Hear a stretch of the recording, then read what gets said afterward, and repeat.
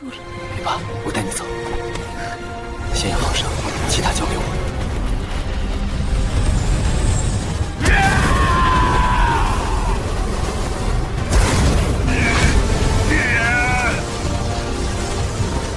Xiao Yan storms into the eastern Dragon Island, arrives at the Dragon Palace, and finds Ziyan.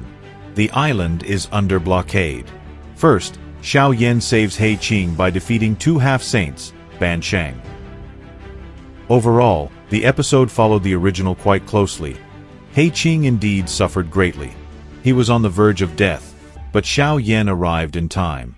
The only difference is that in the original, Xiao Yan touched Hua Zhan's forehead, creating a bloody hole. After that, Hua Zhan was half dead. In the episode, however, Xiao Yan simply sealed the two elders instead. But ahead of him still awaited Xian Mo, a second star saint. Only after that did Xiao Yan finally meet Ziyan. It must be said that the trailer was explosive and extremely spectacular. Ziyan appears in all her glory, wielding her ultimate move, the dragon-slaying sword. And Xiao Yan achieves a new cultivation breakthrough, demonstrating a new level of power. So, the ancient dragon clan was engulfed in a fierce internal struggle for power. Ziyan, who possessed the bloodline of the Dragon Emperor and the Dragon Phoenix physique, was besieged by three Dragon Kings. These experts were extraordinarily powerful. The Western and Southern Dragon Kings had reached the late stage of the three-star Do Shang realm, while the Northern Dragon King had 1 foot already stepping into the four-star realm. Facing the combined assault of all three, Ziyan found herself in a disadvantageous position. At this critical moment, Xiao Yan arrived in time. We can imagine this moment. Xiao Yan stepped forward to Ziyan's side, placed a hand on her shoulder, and assured her of his support. Then he stood up to fight in her place, intercepting the three Dragon Kings and creating an opportunity for her to turn the tide of the battle. Perhaps before this, while fighting alone against the three, Ziyan had already begun to think of the worst. But just as she once saved Xiao Yan, now he was saving her. Although he himself only possessed the power of a late-stage one-star saint, and the gap between him and his opponents was enormous, he stepped forward without hesitation. He understood that Ziyan needed time to prepare a powerful fatal strike, so he decided to buy her those precious 10 minutes. At first, the three Dragon Kings underestimated Xiao Yan, but then he unleashed his strongest mental attack, the Wrath of the Tranquil Origin. This invisible sound wave struck directly at the soul, precisely at the weakness of the physically powerful ancient dragon race. Caught off guard, the three Dragon Kings suffered spiritual and mental injuries and coughed up blood. Immediately afterward, Xiao Yan secretly created and detonated a terrifyingly powerful five-colored lotus. The three Dragon Kings burst out of the explosion. Though covered in wounds, they survived. Enraged, they launched a ferocious assault on Xiao Yan, who desperately defended himself, once again heavily injuring his enemies, but also himself. In desperation, Xiao Yan even unleashed the Wrath of the Tranquil Origin on the three Dragon Kings for the second time, sparing no effort. It must be said that skills of this level consumed an enormous amount of energy. The Northern Dragon King endured the soul attack and severely wounded Xiao Yan.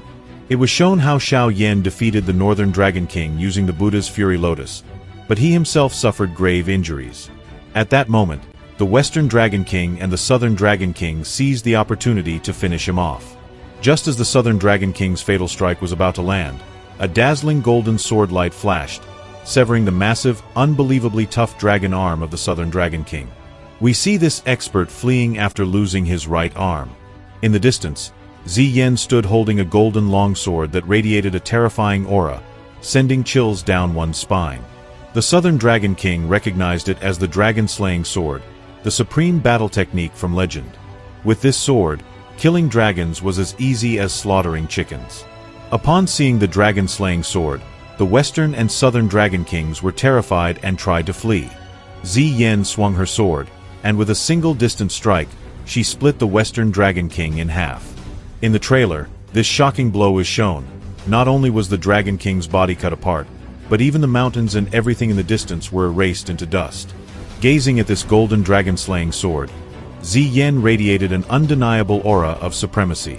The Southern Dragon King was not far from the Western one, and when he saw the aftermath of that strike, his body felt as if it had been filled with ice. At the same time, Xiao Yan was also deeply shaken. Even his strongest technique, the Flame Lotus of Destruction, could only injure them. Yet Ziyan's seemingly simple sword swing had nearly taken the Western Dragon King's life. It was terrifying. The Southern Dragon King ordered a retreat.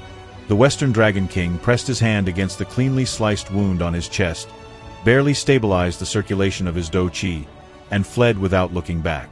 Ziyan slowly walked past Xiao Yan, raised the dragon-slaying sword, and lightly ran her fingers along its surface. At that very moment, Xiao Yan noticed something that made his heart tighten. One of the thin strands of her long purple hair had turned gray-white. He immediately understood what it meant. This sword was devouring her life force.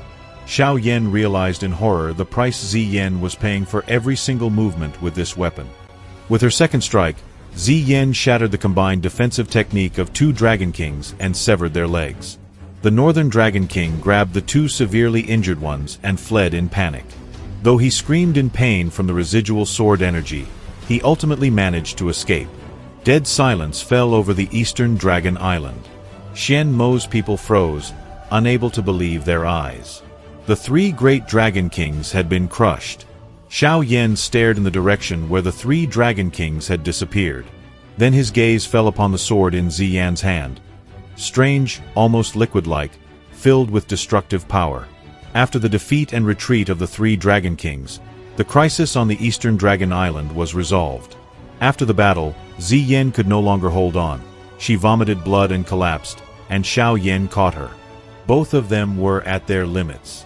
Xiao Yan still held Ziyan in his arms as they descended to the ground. The condition of his body was far from ideal. If not for the power of the bloodline within his heart healing most of his damaged meridians, and if not for the flame of 3,000 stars, he would likely have already been paralyzed or crippled. Xiao Yan handed Ziyan some pills and gently said, "These are the pills you like the most." Ziyan rolled her eyes. "You still treat me like a little girl?" She casually took them and swallowed them. The group of the First Elder of the Eastern Island rapidly approached. "First Elder, is the Eastern Dragon Island safe?" Ziyan quickly came to her senses and jumped out of Xiao Yan's arms. "Reporting to your highness, the island is safe. Many members of the other islands have fled. However, some of their people chose to stay on our island," the First Elder replied. Naturally, those were the attackers who had knelt before her during the battle. "Good. Accept them into temporary service and monitor them. There may be spies among them sent by the three kings," Ziyan replied with a light nod. "And what about the three Dragon Kings?" The Western and Southern Dragon Kings had injured limbs. Even if they managed to recover, their strength would be greatly weakened. The Northern Dragon King alone would not be able to do anything.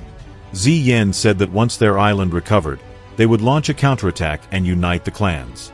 Everyone accepted Ziyan's orders. Ziyan, who had summoned the dragon-slaying sword, inspired fear toward her very person. Ziyan turned back to Xiao Yan, but when she noticed the unusually serious expression on his face, she froze for a second.